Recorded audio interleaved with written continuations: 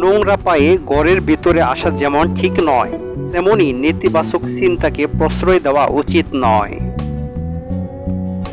সত্য একটি প্রকাণ্ড বৃক্ষের মতো, সঠিকভাবে পালন করলে তা ভালো ফল দেয়। সত্য একাই টিকবে, বাকি সব সময়ের স্রোতে ভেসে যাবে। বিশ্বে যে পরিবর্তন দেখতে চান, নিজের মধ্যে আগে দেখুন।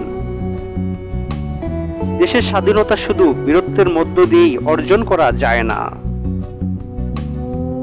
ক্ষমা করা সাহসের পরিচয়, কাপুরুষ কখনো ক্ষমা করতে পারে না।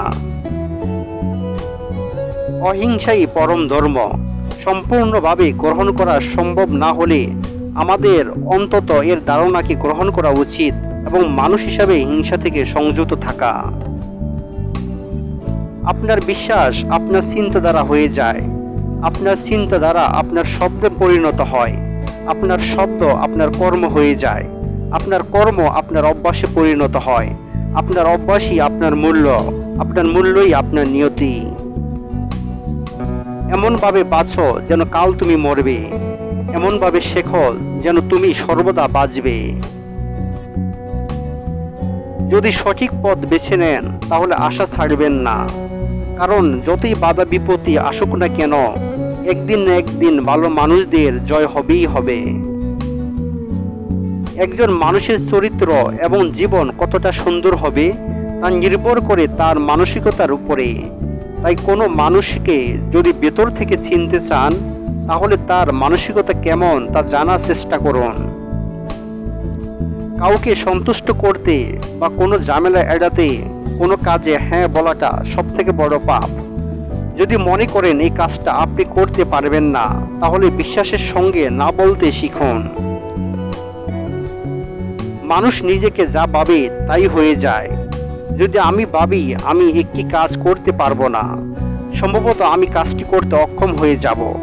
অন্যদিকে আমি যদি বিশ্বাস করি যে আমি কাজটি করতে পারবো, তাহলে অবশ্যই আমি কাজটি করার জন্য সক্ষমতা অর্জন করব, যদিও প্রথম দিকে আমি কাজটি করতে সমর্থ নাও হই।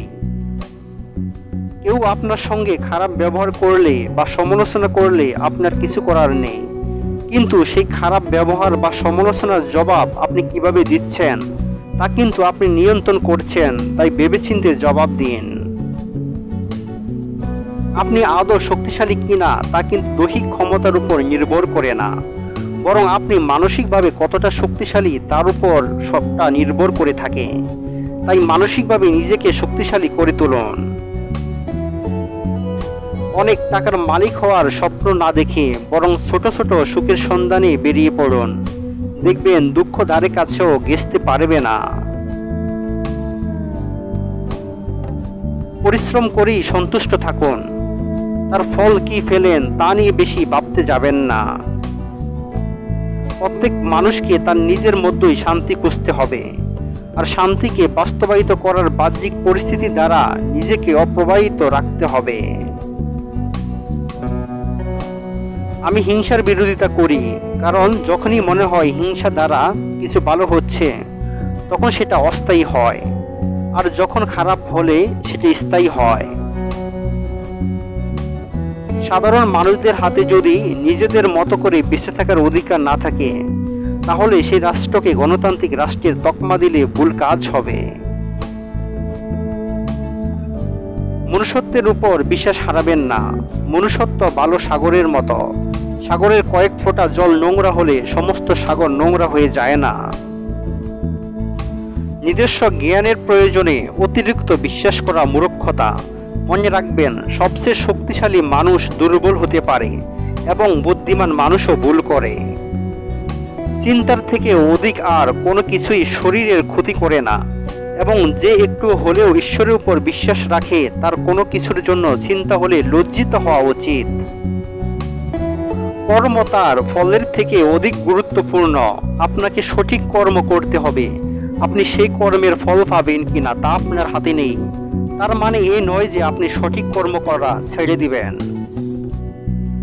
বিশ্বের সব ধর্ম অন্যান্য বিষয়ে নানা মত পোষণ করলেও এই বিষয়ে একমত যে দুনিয়াতে সত্য ছাড়া আর কোনো কিছুই চিরদিন বাঁচে না। সাতটি মহাপাপ: কর্মহীন ধন, অন্তরাত্মাহীন সুখ, মানবতাহীন বিজ্ঞান, চরিত্রহীন জ্ঞান, নীতিহীন রাজনীতি, নৈতিকতা ছাড়া ব্যবসা, ত্যাগ ছাড়া পুজো।